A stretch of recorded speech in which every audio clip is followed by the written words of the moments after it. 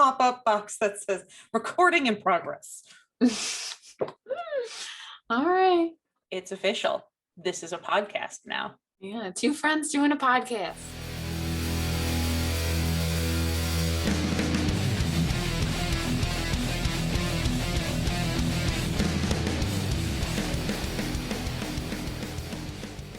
Editor Al?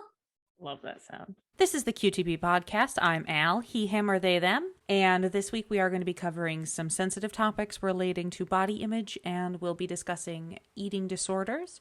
Please step away if you need to, or skip through the podcast as necessary if that is triggering to you in any way. And I have my lovely co-host, Lzzy. Yeah. What pronouns are you using? I'm still using she, her pronouns. Yee. This week on the QTB podcast, we are talking about body image. Yeah, body image is really powerful because, well, we all have one. We have bodies. For good or for bad, we have bodies. It's crazy. I thought I was just a mind, a consciousness floating in the ether. Well, we also have a body that attaches that to us. And it actually can feel great and it can feel really bad. So that's why we're talking about it today. So when we talk about body image, we're talking about how we think about, feel, and act towards our bodies. So there's lots of ways we can do that. So when we have a bad or a negative image of our bodies, you can get things like depression and anxiety, a lot of suicidal thoughts, low self-esteem, having difficulty connecting with others, alcohol, drug use, problems with physical activity, a loss of a sex drive because you don't feel good about yourself, stress, social isolation, the list goes on and on and on for the things that can happen if we have bad body image. So what are the things you think of, Al, when you think of body image? I think of diet culture and fat shaming and stuff we're going to talk about later in the month as well, having to do with the pathologization of fat people. So body image itself can be broken down into a lot of different parts. So we often hear about body image in relation to body dissatisfaction or not liking how specific parts of you look.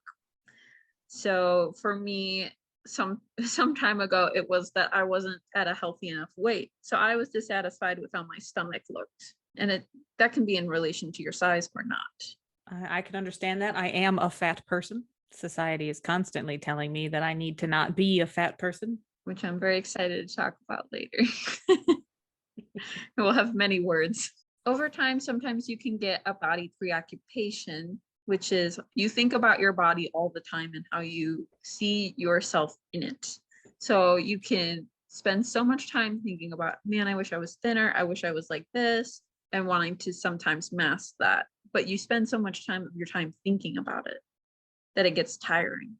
On the other side of that, you can also avoid thinking about your body, pretending like it doesn't exist, like you're just a brain floating inside of it. Sometimes it's also like people will wear baggy clothes to like hide as much body parts as possible. This is a great example of like that person you see always wearing baggy gym clothes when you know it's like 95 degrees outside and you could pass out from the heat.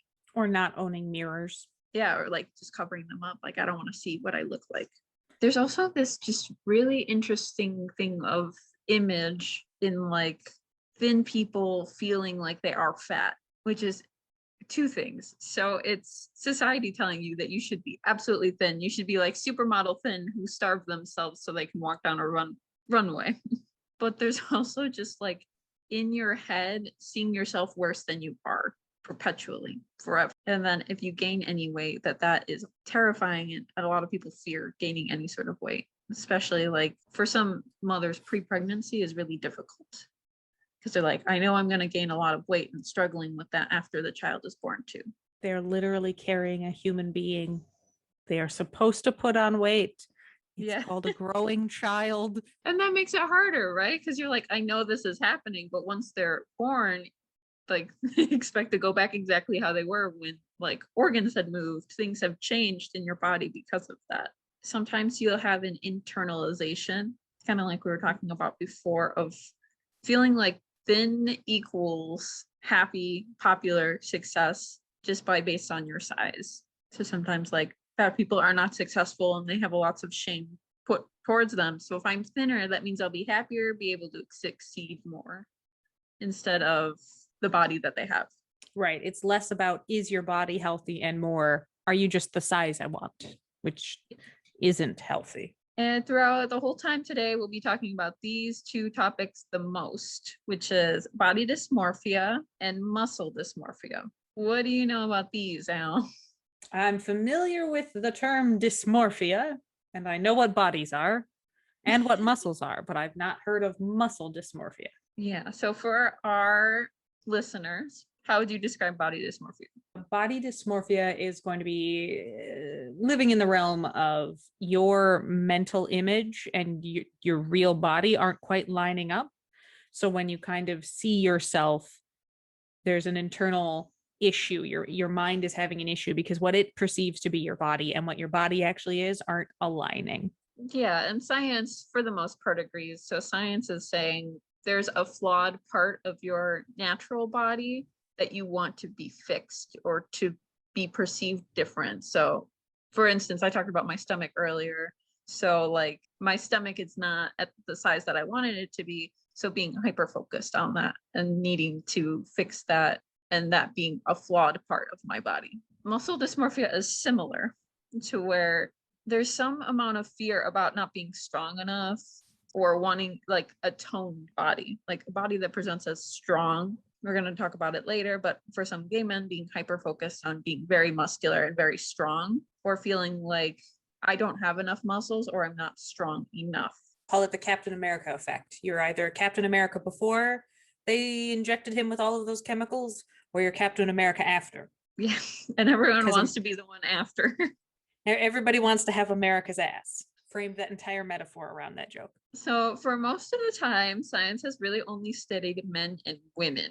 So they have done boys, male teens, and then they have done male adults, and the same for women. So I'm pretty sure that these do not include our alphabet soup friends, but there will be a little bit of research coming out more recently about it. I'm just gonna lightly touch on it now just because our focus is going to be more on the queer community a little bit. And I thought it was important to show the differences that exist between the two. Sure. So for teenagers, 25% of male children and adolescents were concerned about their muscles and their leanness, expressing that they wanted to have more toned and defined muscles. In high school, 30% of males wanted to gain weight so they could have more muscles. Multiracial and African American adolescent boys were almost 2 times more likely to attempt to gain weight than their Caucasian male counterparts. For adults, 9% of adult men reported frequently body checking, and 5 avoided their body image entirely. And 8% of young men with a BMI less of 25 report engaging in disordered eating behaviors. What's disordered eating? Oh, we will talk about it very soon. So those are just kind of the highlights for men. So I think there's just one more that stands out to me, which is out of 50,000 male adults, 41% thought that they were too heavy and were self-conscious about their weight. 16% were too uncomfortable in a swimsuit, and 11% thought they were unattractive. And that's a lot. That's a lot of percent. That is a lot. So with women, so that's typically more seen in women because we don't really hear from men at all, which has its own problems. So the statistics are far more staggering for women than they are for men. So like 80% of young teenage girls reported that they were afraid of becoming fat, and body image was in the top 4 concerns for young women. For their adults, 23% reported frequent body checking, 11% reported body image avoidance. So if you remember what I said about men earlier, that's almost double of what the men were experiencing. So in a study that they did with Caucasian and African American women, about 50% of the women from each group were reporting body dissatisfaction. So this is across race, ethnicity, everything. For the most part, women were experiencing it more severely. Nearly 70% of adult women report withdrawing from their activities due to how they looked in their body image. And in that same study that was done of men of 50,000 adults, there was one for women. So in those 50,000 adults, 60% of women thought they were too heavy, were self-conscious about their weight. 30% were too uncomfortable in a swimsuit, and 20% thought they were unattractive. A fifth of them. Yes. And then there was a really good study that they had with African American women. So this was done with 160 African American adult women. 47% were dissatisfied with their body, 11 felt they were unattractive, and 75% were somewhat unsatisfied with their weight. 75%. I'm sorry, how much? 75. So 3/4 of Blacks and African Americans think that they are not satisfied with their weight and have negative body image. And those are staggering statistics. Horrible statistics. And so one thing comes to mind when you think about, well, why is it like that? Why is that's what's happening? One of the reasons is media.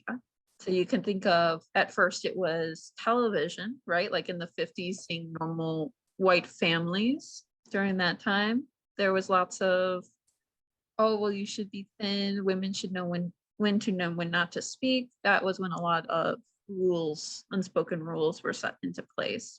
And now it's everywhere, right? Like we have Facebook, we have Twitter, YouTube, it's everywhere.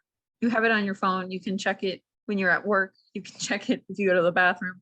You can check it literally anywhere, especially like all the beauty artists that are on Facebook showing you like how your skin should look. And these are the products that help you with this the best. It's just like poking holes into how other people feel about their skin or their face or how they look or how they feel. And so with media, there are also some crazy statistics.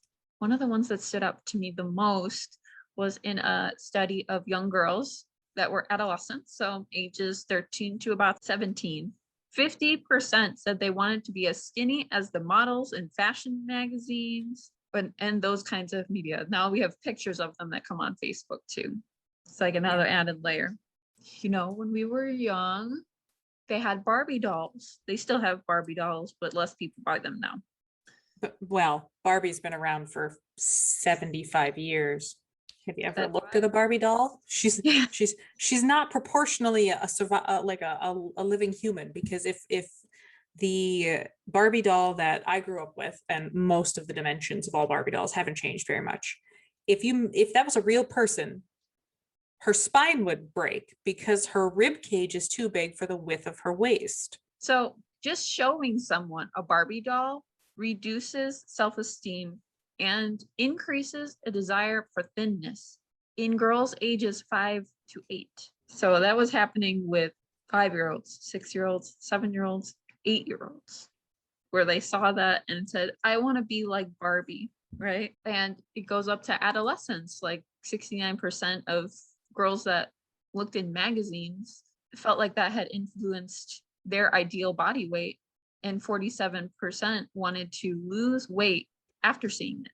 And girls who looked at magazines related to weight loss, or there was one like Weight Watchers, there were a bunch of like weight magazines, those style, are 6 times more likely to engage in unhealthy weight control than girls who never touched the magazines. 6 times. That's a lot. So those are the really bad statistics. The last statistic on this source that you have just says one study found using social media for as little as 30 minutes a day can negatively change the way young women view their own body. Just that sentence. So there's lots of power in social media because lots of people use them, and you literally can watch people change and what a lot of your peers look like, a lot of people who you admire or respect look like. So it gets really scary. So our youth and teens that are listening, please maybe be careful stay off about the social media. Maybe don't have social media. You know, there was a time. There was a time before Twitter. Crazy, right?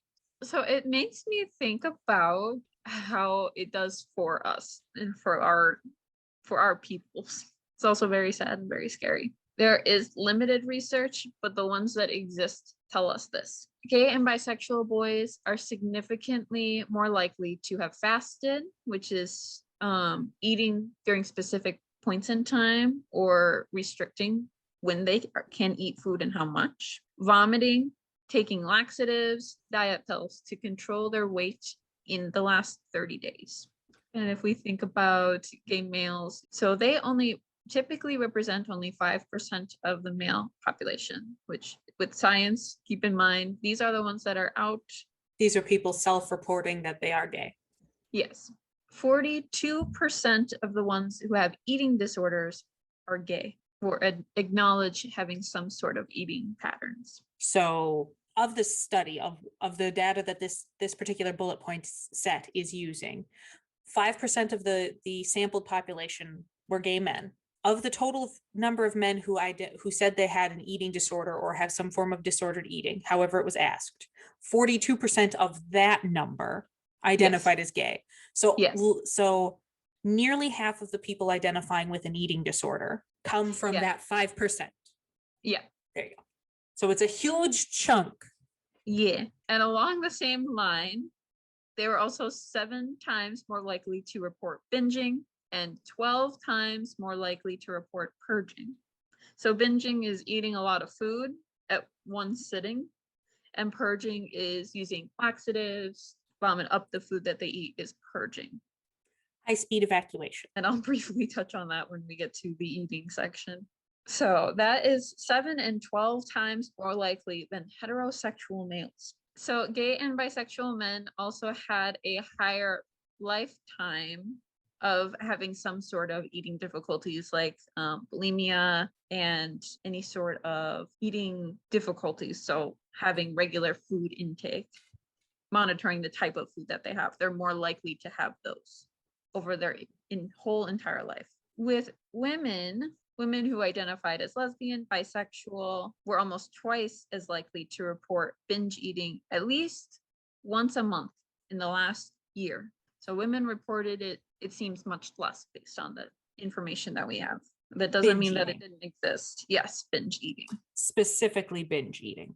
So the higher rates of binge eating, purging by vomiting or laxative was found by people who identified as gay, lesbian, bisexual, or mostly heterosexual. I don't know what that means exactly. So people in our community who identify as gay, lesbian, bisexual, or some other hodgepodge version were likely to report more binge eating and purging than their heterosexual peers. Black and Latinx, so those communities have at least a high prevalence of eating disorders as their white counterparts do. So the rate is consistent. Across gender lines, it gets difficult, but there's just not a lot of research within the community, so I don't know how much exists for white folks in the community either. And our community talks a lot about the sense of connectedness, connecting to each other, going through events together, especially month of June. So a sense of connectedness to the gay community was related to fewer eating disorders. So for science, what that meant was the feeling of being connected to others in the community is protective against an existing eating disorder. So having that sense of pride and having that community to engage in as a queer person is helpful to preventing or eliminating a disordered eating, an issue. So now we're going to have to talk about a lot of mental health stuff. There's lots of reasons we talk about eating first when we talk about body image. So the first thing that we want to talk about is the different types of eating disorders that exist. With our listeners, I want you to think about people that you know or yourself too. And we might have some personal examples to go along with this or some stories. The eating disorders look different for everyone. If my career has taught me anything so far, if you think you understand how something looks, it will look different than you think it will. So these are the stereotypical mental health diagnosis. So for people that are in the mental health world, I'm looking at the DSM-5. That helps us diagnose people so we can treat them properly. It's literally the Diagnostics and Statistical Manual, number 5. So the first one, if you open up your eating disorder chapter, is pica. Have you heard of pica before, Al? I remember reading it in the DSM-5. I don't remember what it is. Pica is eating things that have no nutritional value And by no nutritional value, I'll give some examples later, but they're also just not food. My professor gave me an example of a client that had eaten paper, and there were like news articles of people eating gas, drinking gas. There was that whole TLC show about people who ate weird like the dangerous obsessions or something. Like someone would eat chalk or toilet paper. So that is pica. So you're eating something like that for at least a month. And so I like that with the newest version, they talk about it, that it's not part of a cultural reason that they're eating what they're eating. So the next one in the book is rumination disorder. And this is when the person continues to regurgitate food for at least a month. And the food that's regurgitated can be re-chewed, re-swallowed, or spit out. So think of a baby bird. Yeah, that's what I was imagining when you started to say that. Oh, no, no, no, no, no, no, no, no, no, no, no, no, no. And if you're physically fine, nothing is wrong with you medically, and you're doing this, that's one of the things that has to be met first. There's no sort of medical thing going on. The ones that we're talking about now are the most common types. So the first one is avoidant restrictive food intake. This can be easily diagnosed by watching someone eat or pretend to eat. So this is where a person has a lack of interest in eating food. They avoid food. They have a concern about the consequences of eating. I think we saw this in college a lot as wrestlers who would eat a lot or they would not eat at all. This is intentional changing of eating habits specifically to either avoid or greatly restrict the amount of food you're eating, because of course it's not the same as someone with ADHD who gets hyper focused on something and forgets to eat for 12 hours. Right, forgetting to eat is one thing. So with the wrestler example, to stay in a certain weight class because the opponents might be easier, they would restrict the amount of food that they were able to eat throughout the day prior to the wrestling match. So that way, when they would get weighed to see which spot they would fit in, they would fit in the easier match. So that is one example. So that's purposeful restriction of your eating to have some sort of benefit to you. This can also happen with people that have like anxiety, like, oh, I'm just too anxious to eat. If that happens for too long, then they can end up here as well. And I think these two are the ones people typically think of when you hear the word eating disorder. Hi, Editor Al, hopping in for a quick voiceover adjustment. We are about to talk about the two most serious types of eating disorders. This is another trigger warning. If you or someone you know has experienced eating disorders, I would recommend skipping ahead maybe 10 to 15 minutes and see where we're at by then, as we do use some explicit descriptions of behavior experienced with these eating disorders. So the first one is anorexia nervosa, and this is the restriction of food, similar to the avoidant restrictive food intake. This is in combination with a really intense fear of gaining any sort of weight and an obsession with continuing thinness. So they don't eat ever. They don't eat for a very long time. So over time, your body starts to shut down vital organs. If you've done it long enough, people can get hospitalized in that state, and they can be told time and time again to eat. Some people, we ask doctors not to put in food or feeding valves. But within this little camp, it gets a little bigger because there's two big types. So there's people who have anorexia that don't eat. These are called the restricting types. So for about 3 months, by the time they get this diagnosis, they're not eating at all, or they're minimizing how much they eat. There's another type where they will binge eat and purge and maintaining how little that they eat. They'll eat a little bit of food. Say we were going to a cafeteria, they would have a salad. They would have something that looks healthier in nature. And then they would go to the bathroom and then they would purge that. When they purge, it burns the lining of your esophagus. It can cause your teeth to corrode. You can see them physically get weaker and less strong over time, depending how long they've been doing it. But doctors are able to tell really quickly because they have made major damage to their esophagus. So it causes some pretty major damage. If it's done long enough, other vital organs will start to shut down. So your liver, kidneys will start shutting down, and your organs will actually start shrinking and getting smaller first. and then they'll shut off blood cycle. Try to preserve the body as long as possible. But some people are never able to get out of this, which is why it's very dangerous to work with people that are experiencing this. It's really valuable work, but there's only specific places you can do that. The disordered eating that we're talking about now, anorexia, bulimia, binge eating, and purging, these are the ones that if you are diagnosed with this, or if this is pointed out and it's confirmed, you are going into an inpatient treatment facility. So you'll be treated directly you'll have a doctor on staff, you'll have a psychologist on staff, you'll constantly be evaluated within the care of other people. So you'd always be observed, and they will always monitor how much you're eating, if you're taking any medication, that you're continuing to take your medication along the way too.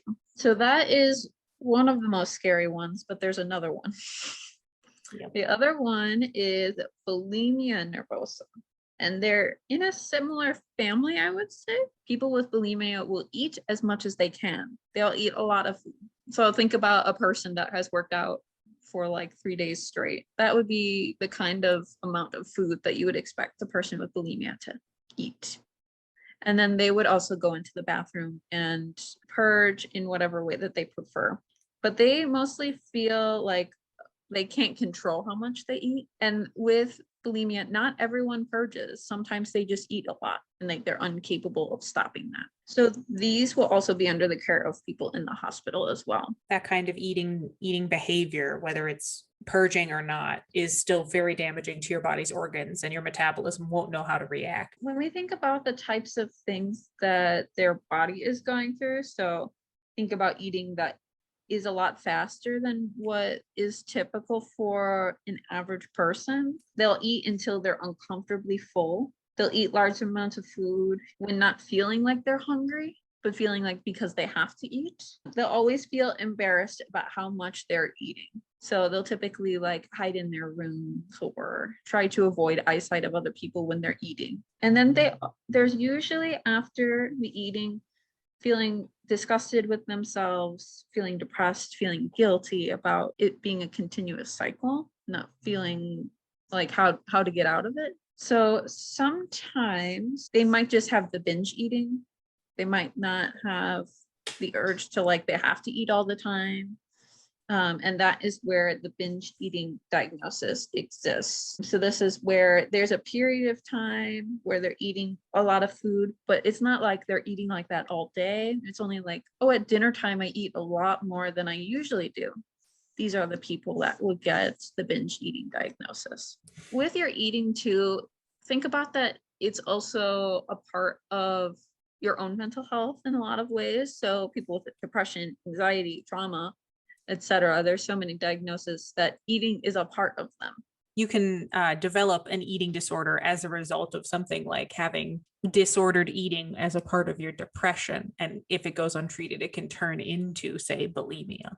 Right. And sometimes that doesn't happen, but it's a symptom of the greater anxiety, depression, whatever the problem is.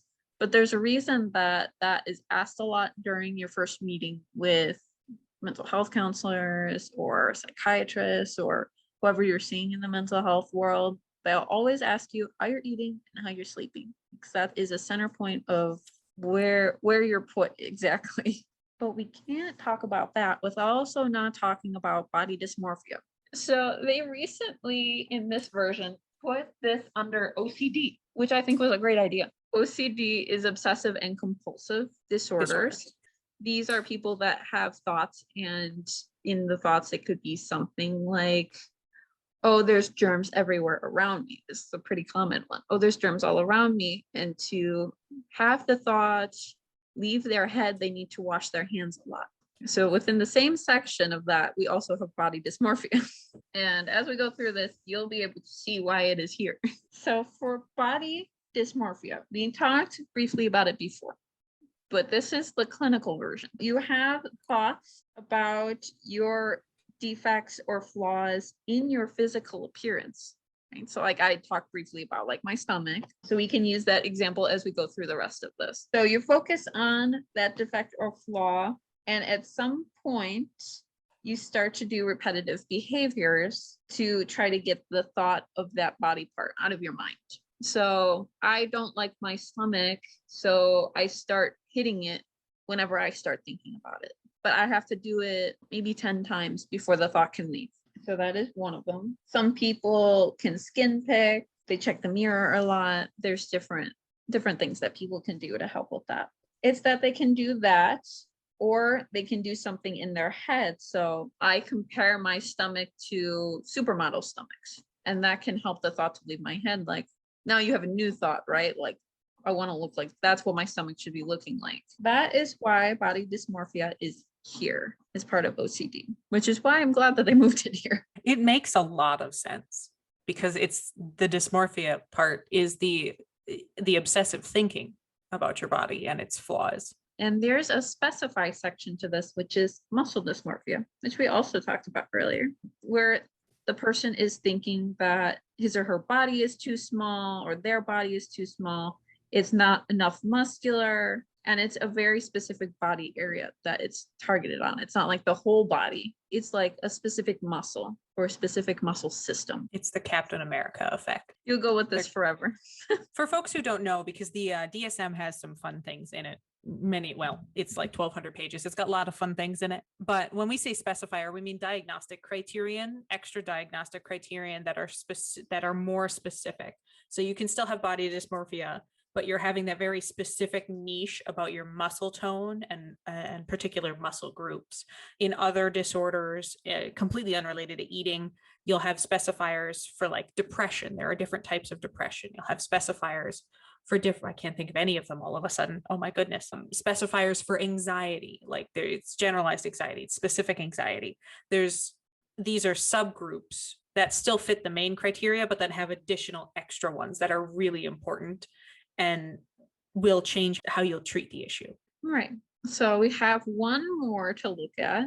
What? Sometimes parts of it, sometimes all of it. Some people are affected by gender dysmorphia. The book breaks it up between children, adolescents, and adults. Overall, it's like an incongruence between the experience and the assigned gender.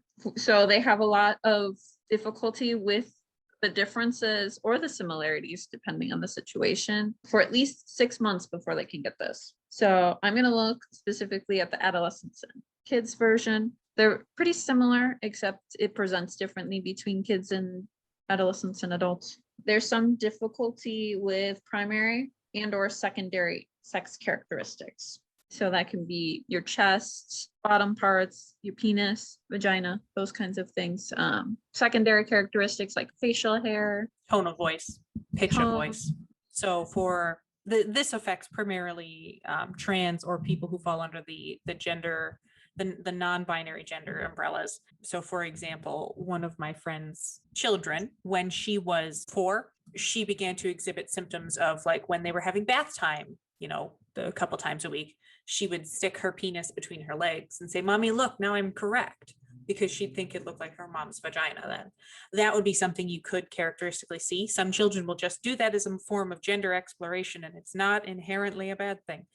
That's an example of what dysmorphia might look like in a small child. And because sometimes there is an incongruence, sometimes there's this desire to like remove certain characteristics that they have. So some people feel the need to change their tone of voice, facial hair, those kinds of things can be changed with medication. But to change your primary, sometimes it needs surgery, and sometimes people choose not to. Older folks, that's not small children. Yeah. It's technically not adolescents in the United States either. You have to be at least 18. Yeah, so for adults only, and I think adolescents can with parent consent. Hormone therapy only in most states. Oh, okay.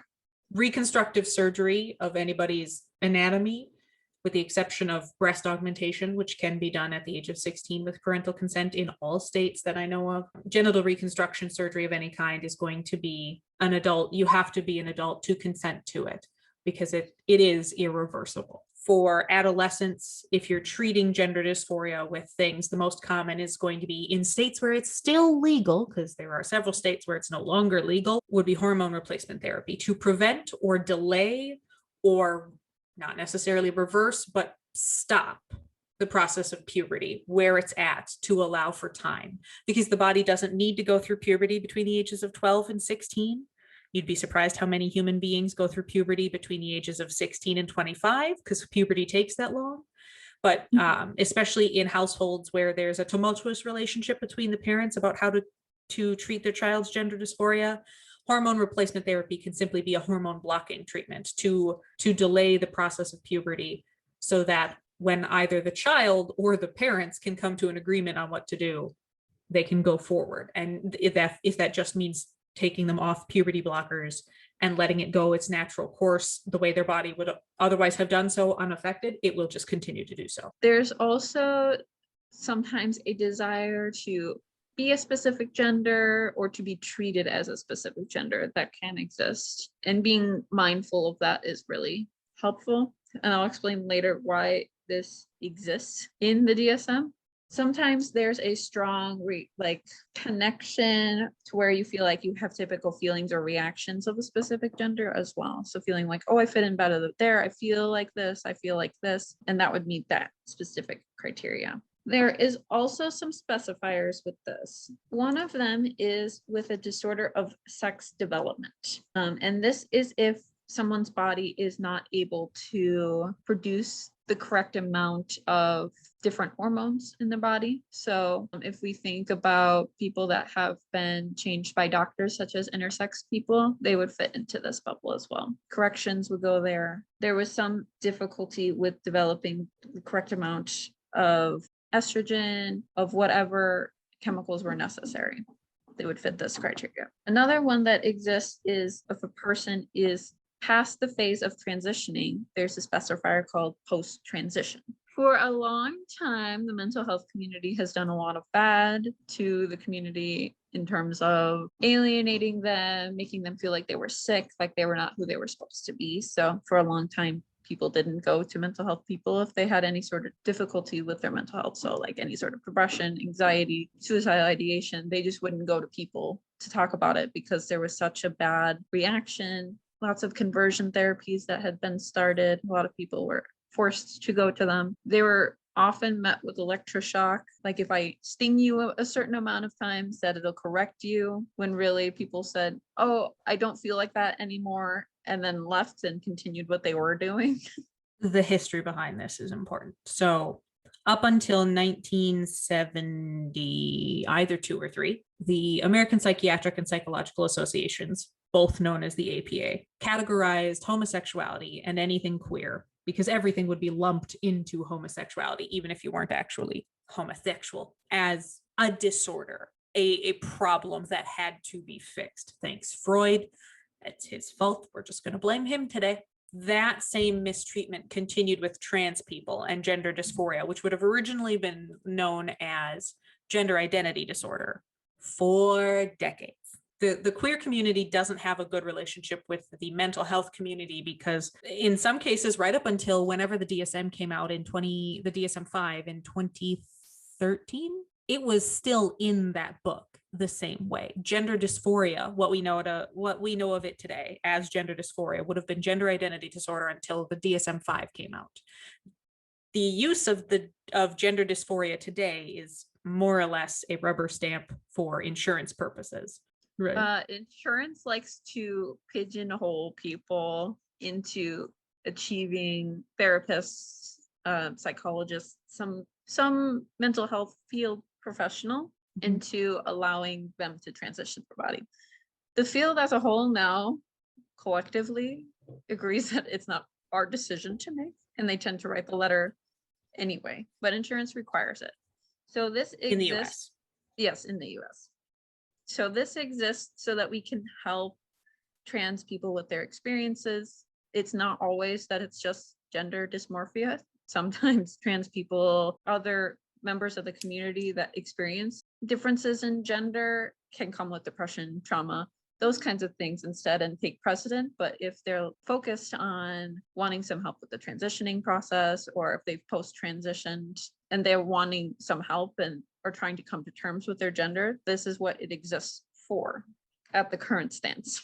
I am glad to say that a lot of people are taking more tact in it, and are more people are getting certified in the care of it, at least where I am living. Because for a long time it was like you couldn't talk about it. It doesn't really exist. There's no sort of training for it. And now that there's an organized training for it, a lot more people are learning and endorsing it. So I have hope for the community, for the mental health community, to respond better and better in comparison to the people that, write the books or the insurance companies. Workers tend to respond much better.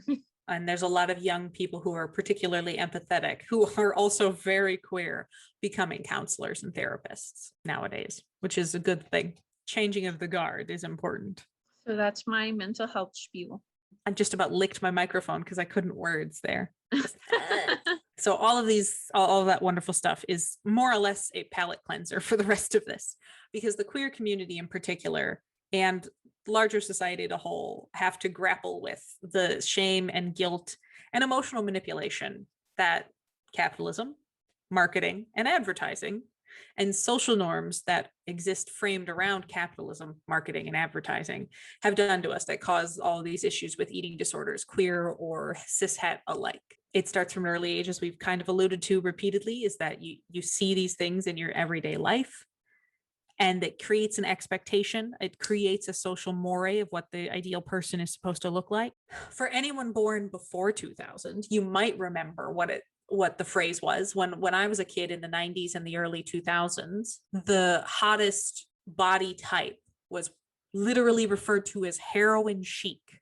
It's all of your bones are sticking out and you have no body fat. You are a size 00, starving yourself.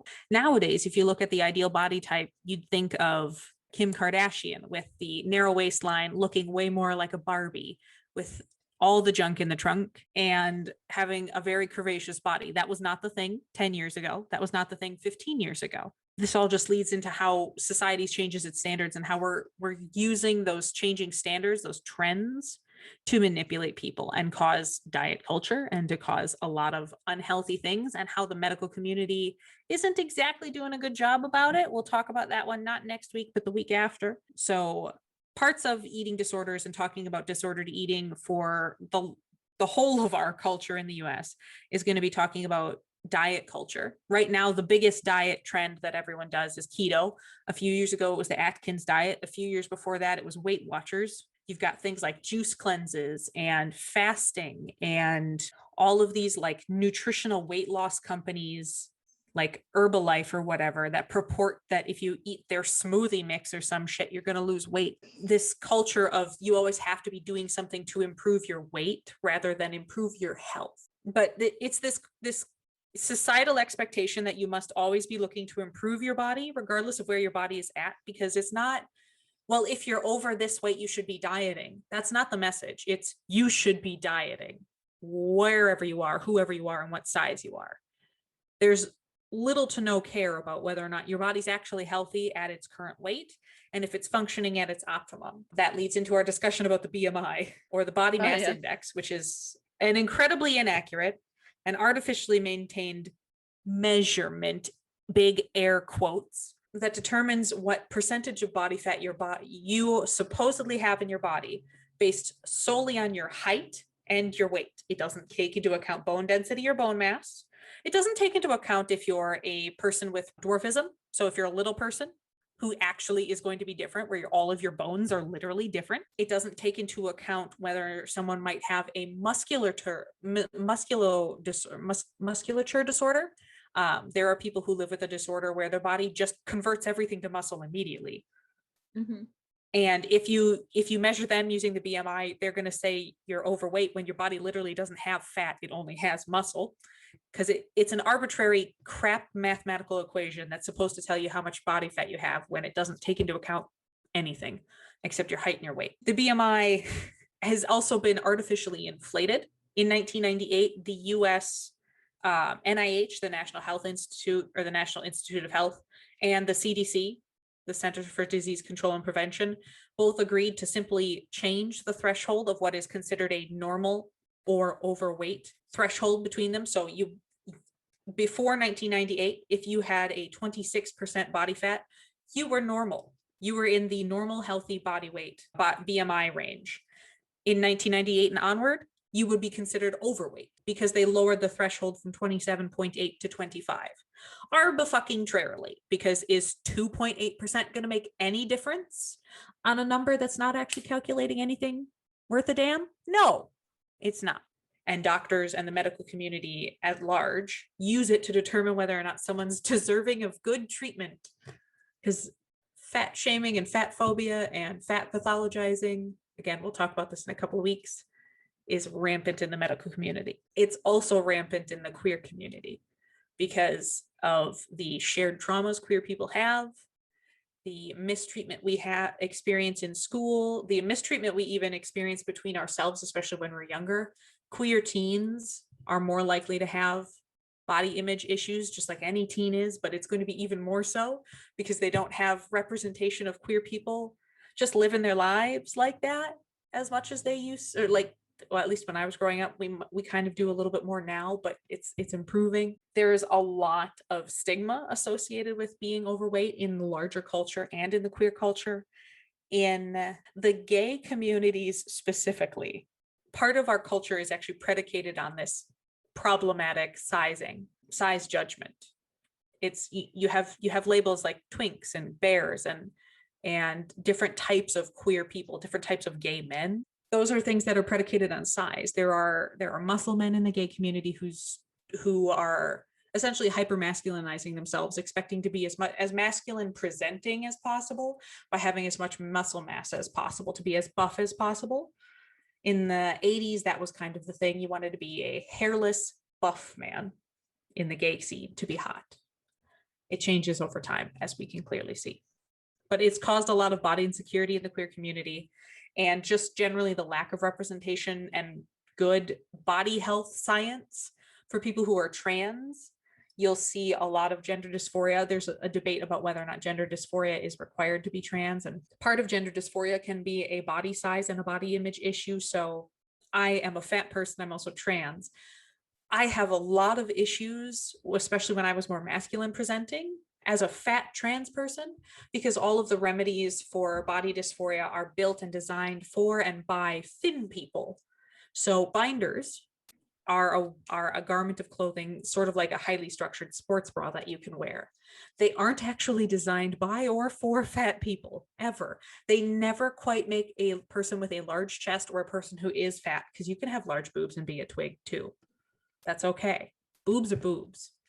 And they never quite work for larger people, ever. There are, as a trans masculine person, I've used Packers before, which is essentially a prosthetic or something to exist in the place of not having a penis that you can wear in your pants. They make a lot of those. And again, they're really only designed, harnesses for them are designed for thin people. They aren't tested or marketed towards fat people in any way, shape, or form. And they don't often work very well for people with any kind of fupa. But those are different things that the trans community specifically have to address. We do have the same issues with eating disorders as we talked about some of the statistics earlier. Gay men in particular face a lot of stigma because it's already just straight men in general. You can't talk about that. Society has this idea that men shouldn't talk about these problems, or generally men shouldn't have feelings. Well, in the queer community, the same thing happens. Gay men are often internalizing these issues, and it costs people's lives. I'm going to go into much more depth about the medicalization and pathologization of body size, not next week, but the week after, in 2 weeks, because we're going to specifically talk about fat phobia and the medical community, and then tie it into queer things as well. But as a fat person, I have been woefully abused and neglected by the medical industrial complex. Holy shit. If you're fat and you're in the US, doctors are basically just going to kill you. I'll make that statement because I've nearly died because people will say, well, you're fat. You just need to lose weight. And I've nearly died because of their ignorance on that subject. But in the queer community, there is a growing discussion about body positivity. There's also a growing discussion about toxic positivity, because there's absolutely, you need to have body positivity. You do need to love the body you have the way you have it, because your likelihood of changing it is very slim. You might diet, you might change your nutritional habits. Dieting is short-term, nutritional habit changes are lifelong. changing your nutritional habits to be more healthy, having a more balanced meal plan versus dieting in the short term. The queer community, we tend to have this more open conversation about lots of things because we see it in the larger cishet community being problematic. So we like to talk about everything, sex and gender, our relationships and how our relationship dynamics work, but also eating and health. And there's a growing movement for body neutrality and body positivity. So just being content in the body you have and understanding whether it's healthy and whether it's not healthy, having body positivity and acknowledging when you need to have body positivity, but also acknowledging that being neutral and just content is important, because too much positivity can have a negative reaction as well, because it'll create the same stereotypes. It'll create the same stereotypical problems as being negative about your body. It goes full circle from there. Yeah, and I love that you brought up toxic positivity, because sometimes it can just seep in and make everything seem like a facade of like, I don't know why I'm struggling about this, when it's okay to acknowledge that you are struggling with this, because that's part of the journey through it. Well, and we can't always be optimistic. So I live on the more realistic and pessimistic side of things, but I get this a lot from people is, why are you always so angry and so sad? And why are you always so negative about the world? I'm not actually being negative. I'm being realistic. Things are shit. And you need to be able to admit that they're shit. You need to be able to admit that you're not happy.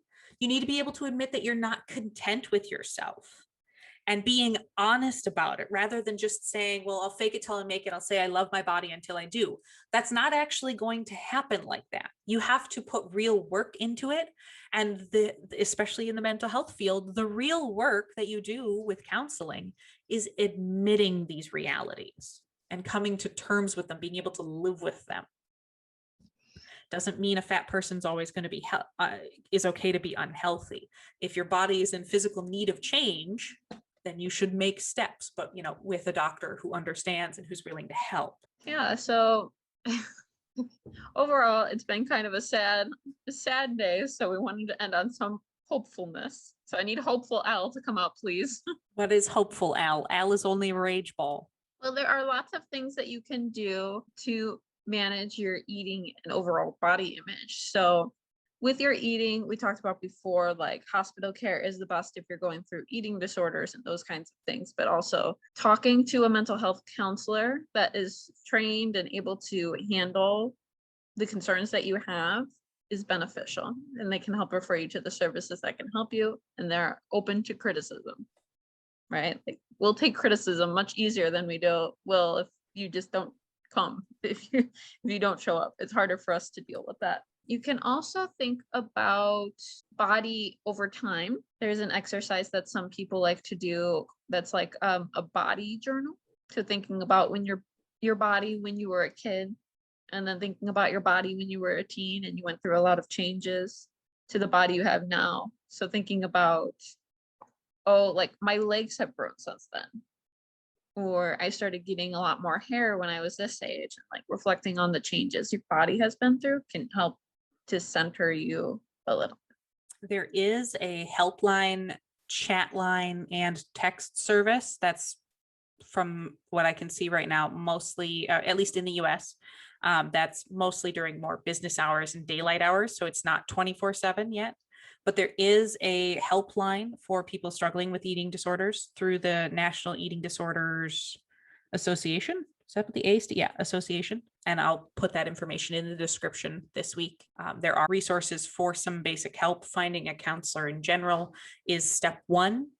You can use a myriad of different websites. I usually check Psychology Today. They have a find a psychologist or find a therapist tool on their website that can help you look up therapists and then find their websites to see what insurance they take, if they take insurance, if they have sliding scales.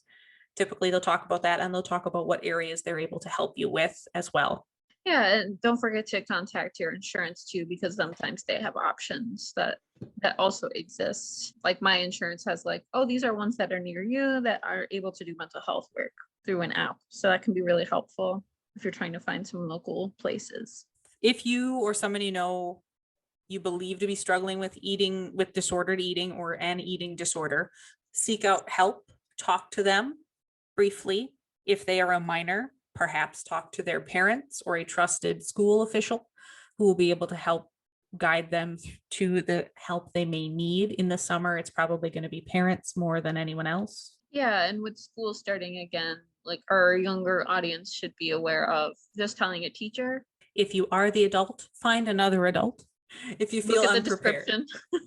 description. But we will be able to link some resources in the description for this week as well. And we will continue to do so the rest of the month, since what we're talking about can be difficult to seek treatment for on your own. Yeah, and don't forget that if you're going through something, suicide hotline, and there's a suicide text hotline too. There's a trans hotline as well. All right. So that was the QTB podcast talking about body image and eating disorders this week. Next week, we're going to be taking a slightly more uplifting content break and talk about queer sex ed, relationships, and sex health and well-being, and a little bit of a brief human anatomy lesson there for you. I'll be taking over the podcast for that whole episode. I'll be commenting. I could do an entire podcast myself about sex ed and relationships, probably. Yes. I'm excited. Next week's episode will be on Friday, July 16th, dropping at 3 p.m. Central Standard Time. So you can find us on the standard socials. We don't currently have a Facebook page because Facebook is stupid. We've got a TikTok. We've got an Instagram. We've got a Twitter. YouTube channel. We've got Twitter. And we're too old for Snapchat. I was around when Snapchat was an infant. It was it was not Snapchat. It was Snap gibberish. Thank you so much for listening this week to the QTB podcast. I'm Al and Lizzie, and we're excited to see you guys next week.